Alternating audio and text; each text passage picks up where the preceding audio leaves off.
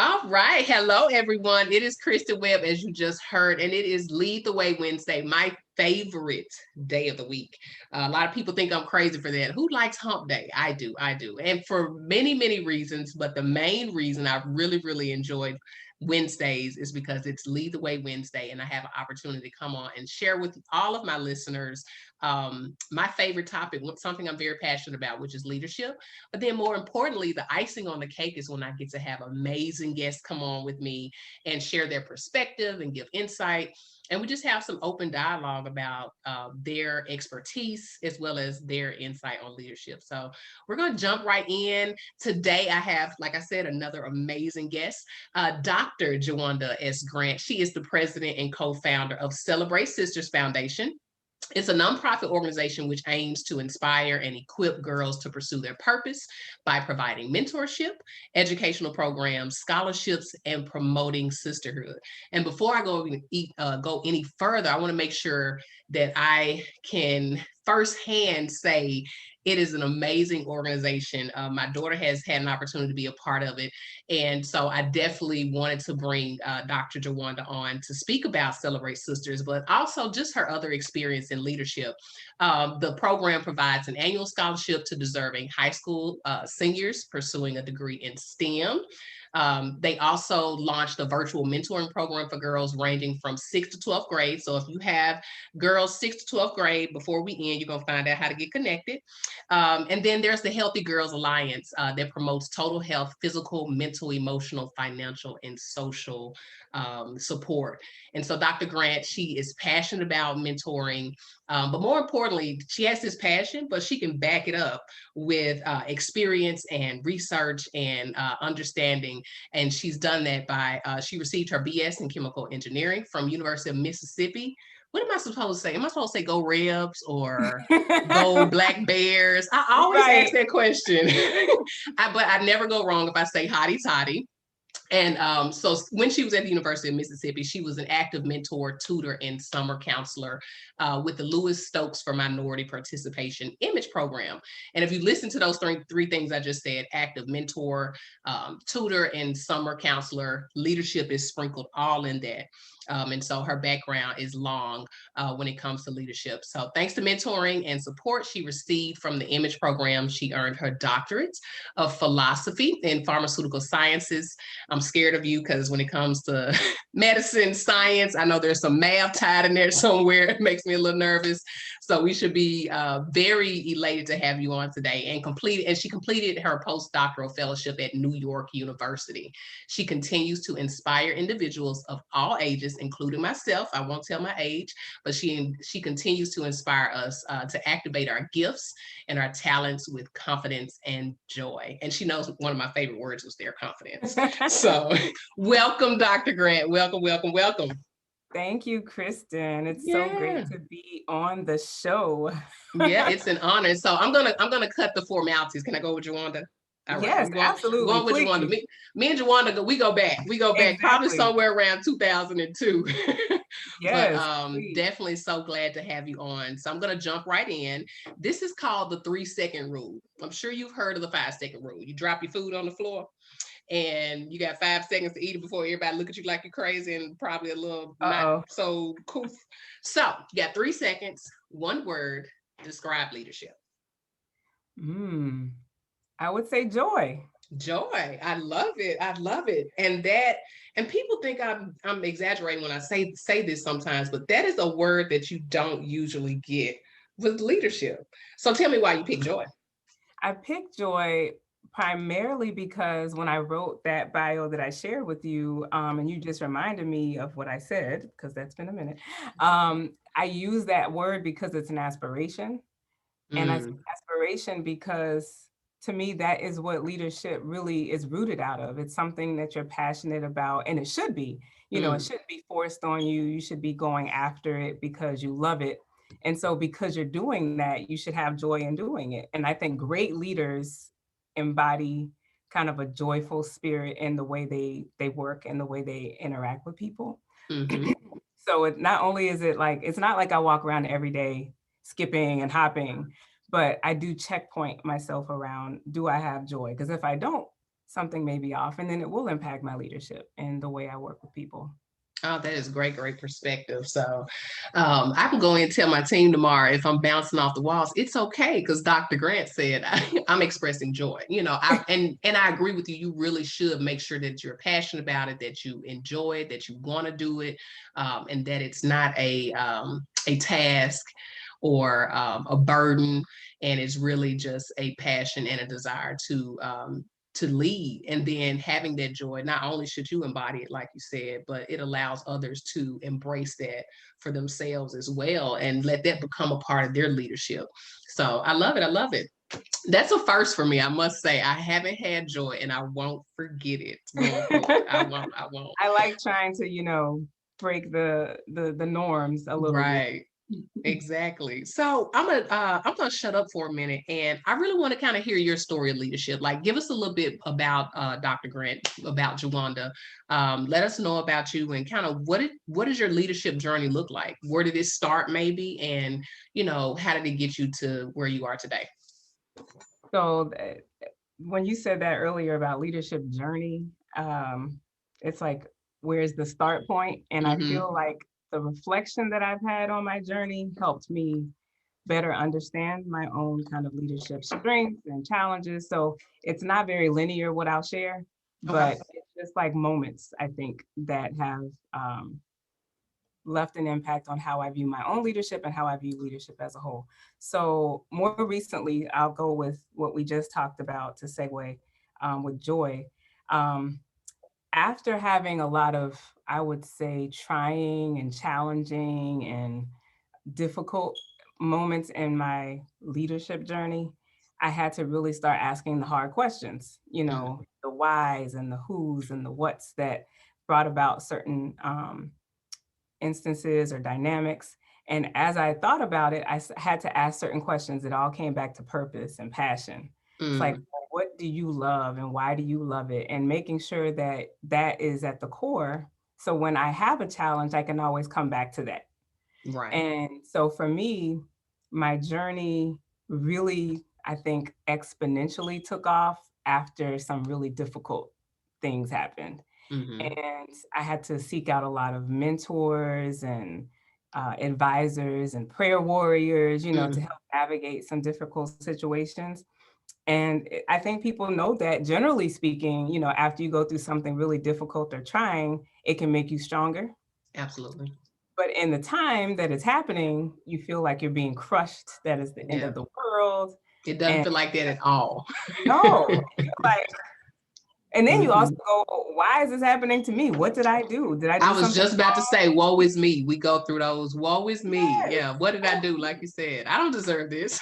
I don't." And sometimes you don't. Mm-hmm. But then Mm-hmm. sometimes you also really do need to take it as a learning opportunity to Right. really, to me, with leadership, there's a big piece of it that gets disconnected when you're just pursuing something because of a title or position. You start to lose that relational aspect of the people that Mm-hmm. you're, working with. And to me, as a leader, you're working for people.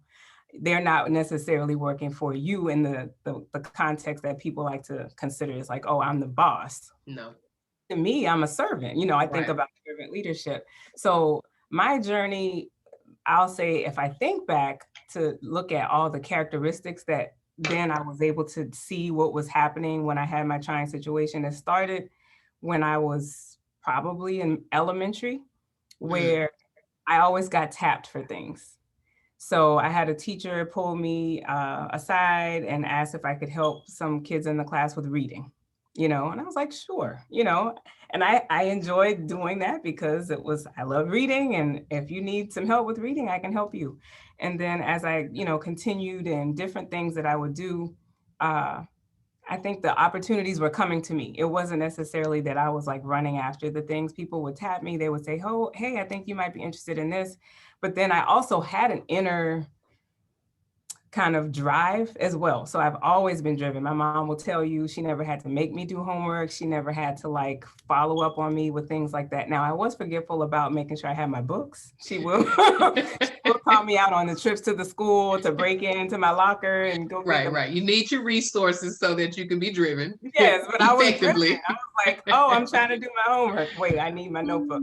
But so I would say over time, I started getting tapped, but I also had a drive. So it was a combination of other people seeing something in me and me just always wanting to be better and my best. So it was that combination. So even education wise, me aspiring to a PhD was a drive, but then I had other people kind of pushing me saying, hey, have you thought about this? Like the image program, they really, you mentioned that in the introduction, they really talked about what our options and possibilities were in a way that, when you have the drive and now you have support and resources for it, it seems so much more attainable. Right. So my journey in leadership was like, as I had passion about something that I enjoyed doing or was learning about, I wanted to give it back. So I was more on that side of the giving back leadership. I wasn't necessarily like, let's create a business and, start 10 branches.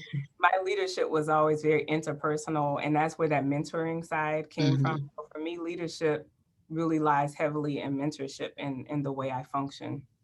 And even when I did have to, function in the role of a manager or supervisor, I always wanted to connect in that way to support each individual on their professional or personal growth. So Right. for me, my leadership thread is like mentorship. And recently, it's a reflective period of like, where do I want to go next? Gotcha. Like, where Gotcha. can I grow now? That was a mouthful full. That was a It mouthful. I was like that journey. but in a good way. No, I'm saying in a good way. There were like a lot of things that stuck out to me because one of my core values with the Great Leadership series is servant leadership. And if you are not choosing to be in leadership because of the people, because of the development you get to do and help with people, like you said, to be able to serve others, like you're in it for the wrong reason. And it will be that burden that I talked about earlier. It will be more frustrating than it has to be if you're just chasing it because, oh, it's got a nice dollar sign in front of it, or, oh, it has a pretty title. That's so short-lived and not long-lasting in any way. It's that purpose Yeah. for serving people. So I loved hearing that part of your story. And a lot of people don't necessarily look at leadership like you said. They don't look at it for that reason. Right. Um, the other piece, and you've heard my story before. I want to say thank goodness for the teachers, Yes. for the Yes. teachers, that help us see ourselves. And like you said, maybe not then you didn't realize that she, I'm assuming it's a she, the teacher It was saw right. it was okay that she saw, this leadership skill in you. And so she would pull you along. But we have to be grateful for those who see value in ourselves before we even see it. And then that allow us, they continue to foster that. And then when we can take it and then do the same for others, which that's what I hear you're doing, because you said your thread is mentoring. So Right. I love it. It's like it's inbred in you because you saw that's what happened for you and how effective and whole it can make you be by doing that. So no, Yeah. it was a mouthful in a good way, in a Okay. really, really good way. And I just love the way you tell the story and to understand, who you are at the core as a leader. I think a lot of times, and I'm still relatively new, I think, in my formal leadership. But it's important to really understand who you are as a leader, separate from, Kristen, separate from Jawanda, but who you are as a leader is really important to understand how you're going to make an impact. And you don't get that unless you have the right self-awareness. So And you I actually like that. you said something important about who you are as a leader, because for me, that part that I started with saying, you find yourself in a very difficult, sticky situation, and part of the moments of growth is really looking at yourself. Mm, yeah. And I think the other piece about leadership that for me happened later is being comfortable being myself Mm, mm, in my leadership roles or in the hmm. positions of whatever title or wherever I was. And what I kind of made as a declaration for myself was, wherever I go, however I am in terms of the position I have or age, whatever, I'm going to enter the room 100%. Right, I'm right. not holding back pieces of me to Mm, fit this space. And I think that also helps people connect with you right, because they right. can really see you for a whole person and not just a title. Right, because the connection is important. That's how you're able to, if we want to talk about what is leadership, you'll hear a lot of terminology. It's influence. It's having the ability to influence, and that influence is greatly dependent upon the way you're able to connect with those that are around you, that you're trying to Yeah. lead, or that you've been asked to lead. Right. So if you don't have that connection, you can cancel it, and people, they can, sense when you're not genuine. They can sense when you don't have certain characteristics about leadership that are important, such as servant leadership. When they think you're doing it all for you and for no other reason, you can counsel success happening for everybody. It won't be a Right. win-win for everybody. It may just be a win for you on the short term, but you want to make sure that everybody's winning. So Yes. I really, really like that. Thank you for sharing it. I really, really do like that. One thing you talked about earlier, or you just mentioned, was the mentoring piece. And so when I think about Celebrate Sisters, because again, it's one of the premier organizations out there, ladies and gentlemen, for Thank young ladies, you. trying to help develop them and, create sisterhood and those kind of things. But just shifting gears a little bit, how important is it to develop leadership in our youth? I think you have kind of an up close personal view of that. So I'd love to hear your perspective. So I'll take it back to kind of the beginning and like what was behind the development of Celebrate Sisters. Love it, love it. So my sister and I both ended up in what we would consider STEM fields. She's a physician, so she's in healthcare. But of course, as a undergraduate, she was majoring in biology and doing all Mm, the things that were pre-med. And then I was chemical engineering. And my sister and others will tell you, I was chemical engineering, pre-med, pre-pharmacy, pre-dental. I was pre-everything. I was still figuring myself out. But one of the challenges with me being pre-everything was I really was missing what I would consider the role models or images mm, or mm, representation for me to kind of see where I could go. Because even some of the choices I made about my major mm-hmm, were kind of, based on limited information. It was like, mm, what's competitive, not really understanding the system as a whole. So part of our inspiration was, we learned the hard way, but everybody doesn't have to learn that way. I mm. went through a postdoc that's another podcast, just that whole situation and that experience.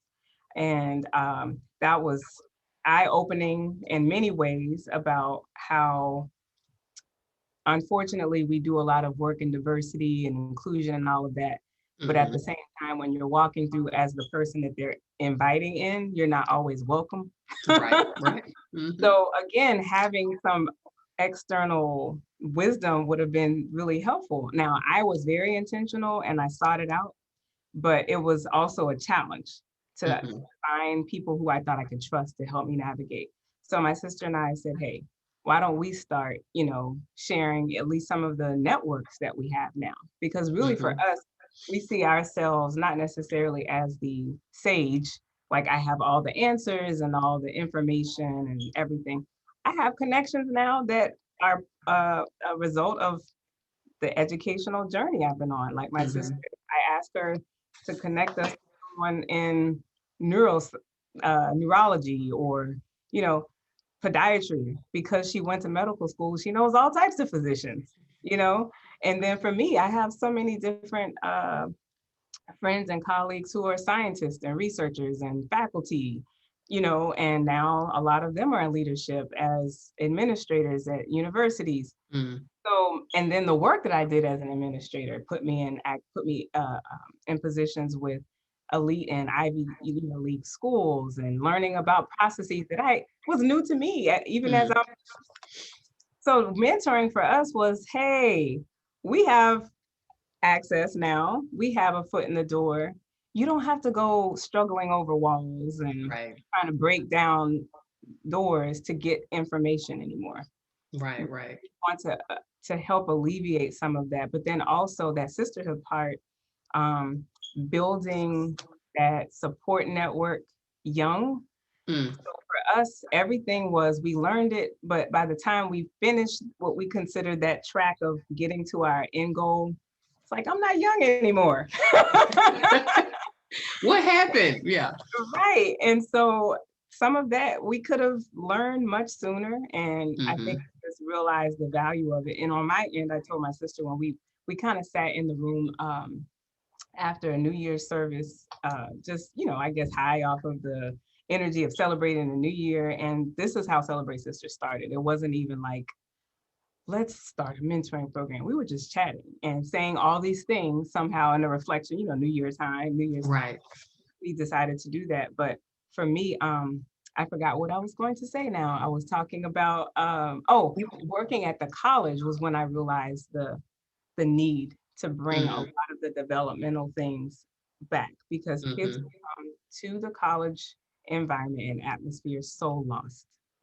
Mm. And at the same time, very ambitious and energetic. And, to me, it's like a great space because they believe they can do anything. Right. But a lot of them are just wildly lost, I was you one. know? And that Yeah. happens when Yeah. you're missing some of the support. And it's not that your family's not supportive, because we had that. But It's it's not a about different that. kind of support. It's a different kind of Mm-hmm. support. Yeah. It's information, Mm-hmm. people that have the right information. We had that spiritual support and we had Right. that familial support, but they didn't understand, what I needed to do to think about a PhD and beyond a PhD and all those things. So for us, bringing it back to that young middle school to high school young lady who obviously is going to be exposed to these things now, because Mm-hmm. everybody's, trying to get more young people to pursue education and Right. think about career. But we just knew it needed to be intentional as much as we could be a part of it. And that's where we are. Yeah, creating that roadmap so they don't have to hit as many bumps. Like there are going to be hurdles, there are going to be those speed bumps and tell you to slow down. But maybe you'll learn another route just from having the exposure of other people who have been there, done that. And I like that. In certain communities, it's not there. Right. And to be able to create a program that streamlines it in a way and is strategic, because even the strategy and what's my network, a lot of times we don't think about who are our resources around us Yeah. that we can tap into genuinely, Yes. to help expand their exposure as well as those who we want to mentor. So I love that. I love that. And the affirmation piece, because that's Mm, the part. Once you have mentors who are basically affirming not only your potential, but mm-hmm, like you're not the only to experience. mm-hmm, Because mm-hmm. sometimes you feel like I'm the only one going through this, and you're not. Right, right. So that's a big part of it too. So you're obviously leading with Celebrate Sisters. You and your sister are, and doing a phenomenal job. And you spoke to the challenges that young ladies may experience as far as not having the exposure. But here's a challenge I want to inquire about, because as much as they are energetic and they're driven, they have so many distractions. They have the accessibility to so many distractions around them to tell them, no, don't go sit in this program. Don't go learn about STEM. Mentoring is lame. That's not what Megan the Stallion is doing. I hate to throw her out there, but I'm just saying these are the images and the The things images, around right? them that are kind of drowning out some of the really important things. The music is fun, the socializing is fun, but beyond that, you Right. know, how do you go about engaging the young ladies, or whether it's with Celebrate Sisters or even in just along the way in some of your other experiences, in pulling them in and getting the buy-in? Because I'm looking at it as the same way when you're leading a team, you've got to get them to Yes. buy into the new project, the new process. How are you getting the youth to buy into what you're doing with them every day, and teaching them leadership and helping them see the importance of it?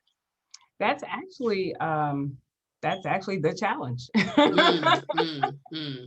How do you do that? Really, I think we have to. One of the things I did, and I guess the student affairs kind of arm of my work, was spend a lot of time getting to know them. And part of getting to know them is knowing who are you listening to, what's happening on Black Twitter or whatever is Right. going on. Because TikTok, I'm not TikTok. Let's be clear, TikTok. I just want to TikTok, throw that out there.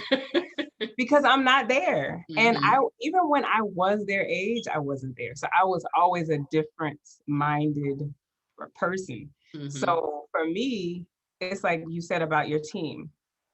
when you think about a team working well, or accomplishing some goal together, everybody has to get on the same page. I think Mm-hmm. team dynamics are more easily um, understood when you think about athletics, because then you can think about, okay, a basketball team or something like that. Right. We're trying to score, which means we need that ball Mm-hmm. in the basket, and Mm-hmm. we're trying to beat the other team, like we all together, but you bring certain things, and then you Right. have a coach that says, hey, you all bring these things.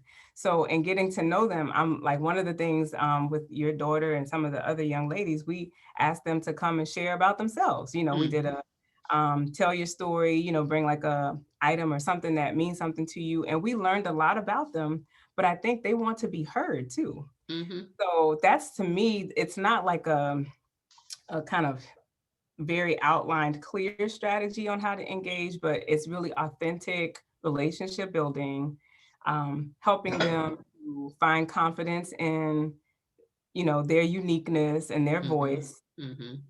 while they are still in the midst of all those distractions, because those Right. necessarily aren't going away. No, they're not.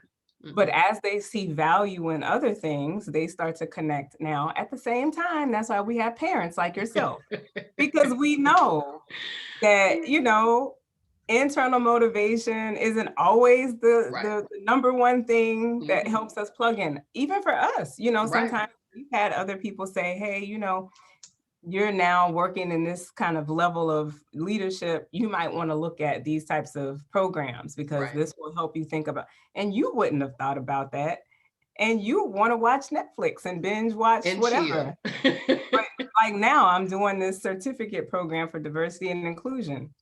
I have homework, but Mm-hmm. it's work that I know is valuable and that will Right. help me. Right. But other people had to kind of say, you might want to think about it. Oh, have you looked at it? I'm like, Right. ooh, that's more work. Mm-hmm. Mm-hmm. Mm-hmm. And eventually it becomes natural. It's like anything I Right. think will improve my life and make me happier and better, I'll do it. And that's kind of like just a breeding ground. What we have with them is getting that mode of thinking developed. And we're just there Right. to kind of cheer them on when they start doing it on their own. I love it. I love it. So, and that's a big challenge. I won't even ask about the other type of challenges, just getting them motivated and having that self-motivation, that internal motivation without mama saying, yes, you're going to the program, getting past that moment. What happens once they get there? So I love it. I And love it. I've seen that happen, but I Mm-hmm, also mm-hmm. am patient, Right. right? So even with students, we're the sage sometimes, because it's like, oh, you shouldn't do this, you shouldn't do that. And I'm advising them or telling them something. And it could be 2 or 3 or sometimes 4 years later. I've had seniors Mm, I had spoke to as freshmen come to my office and say, you remember you told me, and sometimes I don't, this thing, oh my gosh, you were so right. And then mm, now they've gotten this affirmation of now having that knowledge, and it clicked for them. right. Sometimes we're Right. just there, we're reinforcement. That's all it Hmm. is. Yep, yep. And having that moment, and I guess that's what adulting starts to look like when we mature. It's having those moments of affirmation, like, oh, that's why I needed to listen to her. So when the next Dr. Jawanda comes up, they're a little bit more intentional about soaking up what's being presented to them. Almost the same point you just made when you talked about, I'm going after the certificate program, not because I want to stay up late and study. That's not Right, attractive, but I right. understand what the end goal is, and there really is a value and a benefit there. So I love that. I love that. So just shifting a little bit, you talked about mentoring because you said that's your thread. Mhm. Um, and I said earlier, thank goodness for the teachers, because I connect with you as well about the teacher being the first person to see that leadership trait in Oh, us, nice. as well. But who are some impactful people that have pushed you in your journey of leadership, that maybe their words resonate with you regularly as you're going through challenges, or even just as you're in your joyful mode, just being a Right. leader? Who are those impactful people that have been the mentors? Anybody that you want to add, it doesn't matter. Yes, so I'll start with my mother. Better say mama, she And listening. I was gonna say, and if I don't, no, I'm just kidding. But it is No, what it I believe it's an honest statement. I right, do. I it is do. what, but I'll start with her in the sense of something I shared. I forgot where I was when we talked about leadership and where you first kind of saw it, But one thing I have in common with her is when I come into a space and I see any level of disorganization, or, they could use some order, it's like, okay, Hmm. we naturally fall into that position. Okay. But the thing about my mother is she does not need a title. She just falls in line with where she sees the gap, and she helps fill that gap. And that's how I've been. I've always kind of fallen into that mode. You know they call y'all the plug, right? Y'all the plug. You're the But it's plug. funny when you say that. So one of my I guess strengths is connecting. Like Mm. I help people connect not only with other people, but connecting with their talent, connecting with other things. But that's something my mother had, and so it wasn't like she sat me down and said, you should do this, but obviously either genetically or osmotically Hmm. watching her, seeing it, I picked up on a lot of that. But then the other thing about my mother, she is definitely joyful, Mm. and always, has that energy. So as much as I said joy, you have to know that this is my joy journey. Mm. Mm. I Was love it. always joyful. I love it. So just to put it in context, it didn't start that way. This is maturing and experience. And now, like I said, it's an aspiration. It's like that's my goal when I think about what I want to be as a leader. So my mom, she's always joyful. She loves helping people. And it's just in everything she does. In her work, she did it. At home, she does it in family life. There's another woman, her name is Donna O. Her name is Dr. Donna O. Johnson, full name. So if she hears this, I give her full credit. There you But go. I met her as Donna O. at Ole Miss, actually, Okay. at the University of Mississippi, I will say. We're woke now. But Well, we're woke now. so she came to the campus on a regular basis for the image program and did this workshop called Guaranteed 4.0. She was a woman who had gotten her degree in chemical engineering. And I was like, oh my gosh, my shero. Now, Donna O gave us great advice and great tips. I can't say that I used them all. Sorry, Donna O, It's Dr. okay. O, you know this. But at the same time, I remembered things that she said. Hmm. So when I fast forward almost 20 years later, I actually ran into her at a graduation of some kids who I used to babysit at Ole Miss when we were at Hmm. University of Mississippi, and she was at the graduation. Oh, wow. And so I was like, oh my gosh, I told her where I was at the time. And I said, hey, I'm really thinking about doing some of these things in terms of team building. And I just started telling her what I wanted to do with my staff. And she said, oh, I do that. And I was like, really now? So I actually invited her to facilitate some retreats with me and some staff uh, members. And from there, she took me kind of under her wings as a mentor more fully. Back then she was sharing things with us and it was like all of us in the program. But we developed a relationship where I could call and ask her questions. What I really love though is she is a woman of faith. mm. So she would give me great advice, but she kept it grounded. Right. And Let me take you to the book. Like we talked about that, but let me take you to the book. Let me take you to the word, so you can get the real ordained support. minister, all of that. But I love that about her too, because remember, Hmm. that was a goal of mine. I wanted to bring my whole self to every space. Mm. She brought her minister, ordained, chemical engineering self, to the spaces that she was in. And that was something I looked up to. And she's someone that really stands out. And there are some women, I'll say collectively in an organization, a program that I was a part of, the HERS Leadership Institute, and it's for women in higher education who are aspiring to like senior level administrative roles. So a lot of them are on the path to, some of them are already deans by the time they come, or some level of dean, associate dean, but aspiring to provost level or president level positions. So I'm in Hmm. this kind of environment and you see all these amazing women, as you said, brilliant women.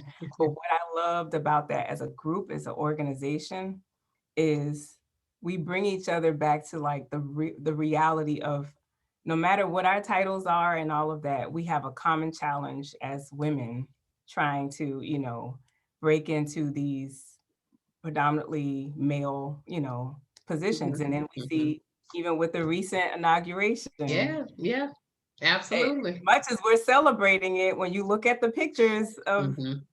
the predecessors, this is a first. So a This is lot the of us first. are firsts. So Right, when I'm right. in spaces like that, those women are inspiring to me. And, that's like a group that collectively I will add to my list. Love it, love it. And you stole my next question, so we're gonna go ahead. I'm gonna ask it It's anyway. okay. I will So we're repeat we're myself. we are a week out from the inauguration of President Joe Biden and the first female vice president of the United States. So, as it relates to leadership, what are your thoughts on how it may impact or should impact having the first female VP impact our female youth? I'll go that direction. Yeah. What are your thoughts on that? Or just females in general? Mhm. I mean, one of the things she has said multiple times is, girls and boys even, but the fact that she is breaking barriers, Hmm. it's opening up, mindsets around possibilities. Like, it is possible. Right, right. And I think unfortunately for us, as girls and women, there are a lot of, people that are writing about it more and doing kind of Hmm. trainings on it, but we tend to be in this perfection Mm. mode of, always having everything together, presenting a certain way. Failure is also something that, becomes a major hurdle for us in the way Mhm. we think about failure. Processing it and accepting it and being able to move forward beyond it. Yeah. Even the fact that, for us to really succeed, you have to take some risks. So for us Absolutely. as girls, it was like, stay safe, keep it Hmm. safe. And Hmm. unfortunately, boys are given that, liberty to go out there and Right. jump Go off the scrape your knee. Who cares? Get back up, start over again. and then don't cry about it, right? Right. But for us, it's like, oh, it's okay, come sit Hmm. down, Right. but Don't try it again. That's not for you. Right. Hmm. and that's our Yeah. growth. So our Yeah. growth has been stunted because of that. But what you look at with Vice President Harris is she has a story that you could see she had to have taken risks and she had to have been the first. And she obviously is in multiple ways, but the first means she was by herself. Mm. You Mm. Ooh. know, and Ooh. that is an uncomfortable place to Ooh. be. But I think one of the things to bring it back to Celebrate Sisters, if you keep a great support system, even if they're not in your professional sphere, they got you. They're Mm. gonna carry you, they're gonna pray with you, show up when you need to vent, whatever those things are. And I think that's something even with our Hers Leadership Institute. When we meet these women, it's like now you have your go-to. I'm Right. having difficulty, I Right. know where to go. And I think now girls can start to see not only do you have a network, it's possible. Right. Right. And Right. I'm excited about that. Even for me, I'm a girl in my own way. Hmm. All day long, we are. I still have some growth to do. Exactly, exactly. But I like that because I don't think I've ever really internalized how first can be the equivalent to being by yourself, choosing to be by yourself when you go down certain paths. And that can Yeah. be a tough, tough space to be in, especially if you haven't identified individuals and circles or don't have the grounding that you need so that you can move forward through that. So I Yes, ma'am. like that. I made a meme here. Y'all will probably see that somewhere on one of my posts soon. But thank you for that, Dr. Jawanda. Of course. I like that. I like that. So I'm gonna go into a new segment that I just started, and Okay. I call it "Walk Us Through Next Steps." And so Uh-oh. this is where I kind of get to test your brain and test your practicality of Okay. leadership. So here's the scenario: Okay. you are working on a project with a team of about 6 people. You are not the project lead though. No one has said you're deemed the formal project lead. But you Mm-hmm. notice 2 of your team members have not been making their deadlines with their assignments, and they don't engage or really contribute much during your team meetings. Mm-hmm. How do you handle that? What do you do? Well, hopefully we have some good, group dynamics already, but it sounds similar to some work that I probably have done, not engaging, but I'm not the lead, but I'm a part of these Hmm. teams. And one of the things I do generally, relationship building, Mm, I really try to find ways to connect individually with people outside, like mm, even if it's something they may have said, and I go, hey, I heard you talked about this. Maybe we could chat about this more. Virtual life makes it harder because it's not as casual where you could right. just talk, but I will schedule a Teams call or a meeting to just chat with them. And I think that's the first thing. It's just like, Mm, hey, how are you doing? What's been going on with all your other projects? Sometimes mm-hmm, it's a context. This isn't mm-hmm. the only thing they're doing, I'm sure. They Right. are human in this world. So, all the things we've experienced, we know how that's impacted our ability to focus, Mm-hmm. stay connected. So just getting a sense of who they are, what's happening, what's going on, and just saying, hey, okay, well, if you ever need anything, let me know.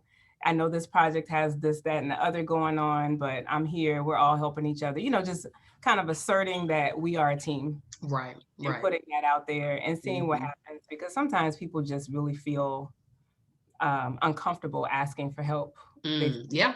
uncomfortable acknowledging they don't know Mm-hmm. something. And sometimes the environment might actually penalize them, Mm-hmm. right? Mm-hmm. So Mm-hmm. without being the lead, I can't talk about setting the tone for trust. Right. Right. But you Right. work on that one-on-one. That would be Right, it. right. But I like that, and it resonates with everything you talked about. It's that connector piece. It's that understanding and having empathy, because a lot of times people may look at that scenario and be like, "There go Jane over there. She's still not doing nothing. She I don't even know why she's on the team." Right. When it really could be rooted in maybe some level of intimidation, maybe just a bad day. It was a bad meeting, but being And considerate of sometimes that. there's history. Yeah, it could be history too. But you have Hmm. to you have to talk because they might have some historical issue with whoever the lead Yeah, is. yeah. And Or with now you. look, Or with other team members. Yeah, but yeah. then that you see that play out in dynamics like, I'm not, nope, I'm not not doing doing anything, not under her leadership. Mm-mm. right. They're gonna have to swap her out if they want me to do some work. Right, right. Exactly, Yeah, exactly. yeah. Or So I like I'm gonna that. let this fall so she can fail. All the things. Yes. Right. And it really just boils down to giving people grace and not always assuming the worst is happening as to why there's an outcome the way it is. It's about giving people grace, and being willing to, even not in a formal leadership role, being willing to serve them. Like you can even do that as a equal on a team. So Yeah. definitely. So I always like, I said I'm going to start doing that one, the walk Now us through those are next rough steps. though. Those are rough. Now warn us about that. No, I'm just kidding. I know, right? So I make sure I'll send it out going forward. No, no, no. But I do No, like I the like off the it. cuff. What'd you I say? like it. I like it. I Good like deal, it. good deal. So here's the last one, the last question I have, and I call this not the leader. Okay. And I'm sure people are like, what's not the leader? And we're talking about leadership. Why are we about to talk about something that has nothing to do with leadership? So what do you do in your spare time? I want to know, what does Jawanda do when she is not motivating, inspiring, and encouraging others? What are you doing? Well, since you said it that way, that makes it harder. Oh man. Oh No, wow. because with my spare time, that's when I do celebrate sisters Okay. and things like that, which Okay. is not the leader per se. Mm-hmm. But I do love, I'm in that season of like just personal development where so I'm Okay. listening to podcasts. I love listening to TED Talks. I love Mm. listening to sermons. I'm that person. I love walks. So I'm currently on social media hiatus, but on my Instagram, which usually transfers over to Facebook, I post pictures that I take, on different walks that I take I've seen because I those. Yeah. love nature. I love being observant because I used to be a busy person, busy mind, Mm-hmm. kind of like just always going. So you miss things because your mind is somewhere else, even though Yeah. you're physically in a place. So when I started shifting to these walks, it was actually a group that I was in called Designer Growth Club. It was a group of women. It was like a personal, professional growth accountability group. And one of the pieces that we took away was revelation walks. Mm. So this is where you basically just go on a walk without an intention, but to receive revelation about something, like, be open to the revelation about something, a question, a situation, or whatever. But it also means you're unplugged a little, like Right. I'm not listening to a podcast and I'm not Mm-hmm. doing that. I'm literally just walking and having that conversation with God. For me, it's prayer. And I love that kind of space where I can just not be on a timeline or Mm-hmm. deadline about things. Mm-hmm. So because I have so many very organized things in my life, when Mm-hmm. I have free time, I like it to be spontaneous. Like I Mm-hmm. will get my car and drive 45 minutes away to a random place. You know, that I like that. I like to Right. like separate where I can be free Right. and Right. no penalty and just explore. I'm an explorer on my free time. Random things. I'll go to a random old town and look at the downtown and take pictures. Oh, my dog Levi is with me most of the time. Okay. Okay. He We was need a so chaperone with you while you're out there by yourself. Levi's exactly, chaperoning, so we're exactly. good. Yes. And that's funny that you mentioned the drive because when you were talking about unplugging and just the revelation walk that you mentioned, I thought about how, as of recent, even though I'm heading somewhere because of some deadline or something, I have learned to turn my radio off as I drive. And while I am paying attention to the traffic signals and the people around me, it does create a moment of free space that I don't normally have. And I reflect on things that way. And I don't usually do that because I love playing music. I love listening to Ooh, some talk show. I mean, I don't have like a Siri or anything. What is it? Sirius XM. So right, I put it right, on the AM station and listen right, to a right. talk show real quick. NPR, local radio, NPR, exactly. whatever. But I definitely find value in being able to just kind of have that quiet where it's just me and the people on the road. Just reflecting and taking in that time for myself. So I can appreciate that. So I got one more question under not the leader. Okay. What is your spirit animal if you had a spirit animal? Recently, it seems like something along the lines of an eagle, Hmm. Okay. or I was going to say hawk at first, and I'm only going to tell you this. So y'all are in my secret life, me and my analytical mind. I had Okay. pulled up to church one day, and this was in the midst of COVID. So I was helping with the music ministry. So it wasn't, a big attendance, but of course, masked and safe. So everybody knows. But I pulled up, and there were these two hawks sitting on the fence. And not only was that strange because I'm like, I've never seen them that low, but there were two of them. So of course, I'm Googling, what do hawks mean? So it was like, that's your spirit animal. Wow. But it's Wow. about vision and it's Mm, about, kind of uh, a new territory. You kind of are at these different heights and things like that. So hmm. recently, that's where I am, which is why this reflection is happening because I'm like, I'm really processing, like, where am I flying to Oh, next? I love it. I love it. Take Yeah. off, take off. Where are we? I love that. So the hawk, I don't know many people that go for hawk. So I like I that. wouldn't Mine, have. That's mine only is because I that. just saw So them. I'm not in the same family on the spirit animal, but I go for the owl. Okay. And not for the morbid reason that means that somebody is that death is around. Because if you read about owls, you'll hear that in Oh, certain see, countries it has to do with death I coming didn't even upon know us. that. I think of wisdom, girl. That's all I like owls for because I'm always trying to grow. I want to leave here whenever that time comes so full of information and knowledge and wisdom and being able to use that to help others Yes. as well as help myself. So my spirit animal is owls. You all will probably hear me talk about more and more of that because I have a collection out of this world at the house. I mean, even jewelry. I have jewelry, Okay. pillows, you name it. I love owls Now I for love that them reason. too, but we are in the same family. Yeah, we're in the same family. Hawks And are probably a little bit more aggressive when I we'll think see. about it. And that's why I'm saying it's aspects of all animals have like a different side. So Yeah, ask yeah, me maybe in like 6 months, I might have a different spirit animal. right. It's transitional. It's growth and transition all the There time, you all the go. time. Well, this has been awesome. You have really offered a lot of great insight. And I know my leaders and the listeners that are tapped in today have a lot of information to integrate into their daily lives or at least start processing leadership in a different way, just based on the experiences you shared with us. And I want to make sure that if people want to connect with you, if there are some parents out there that need to sign their children up for Celebrate Sisters, how can we connect with you? And I know you say you're on break for social media, but what does connection look like for you on a platform? So I'll stick with that because it's consistent. Social media for Celebrate Sisters is still active and up. Yay! So Awesome. we have a website, celebratesisters.com, where you could see more about what we've been doing. Our email address that you can reach out for questions or inquiries is celebratesisters2, the number 2, at gmail.com. And in terms of any interest in participating, I think that is the best way to reach out at this stage because we are just about to kick off again our next um, session series for Healthy Girls Alliance. So celebrate sisters2 at gmail.com. We're also on Instagram.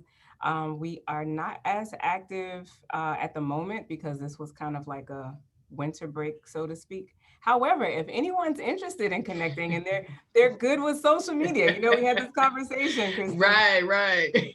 We will likely be having some openings for interns in the future. There we are. So, There we another are. opportunity for some young folks that want to get experience and, you know, And they already know what they're doing. So that's the best candidate because they know all about it. have it. Yeah, I put my daughter to work. She has officially become part of my tech team.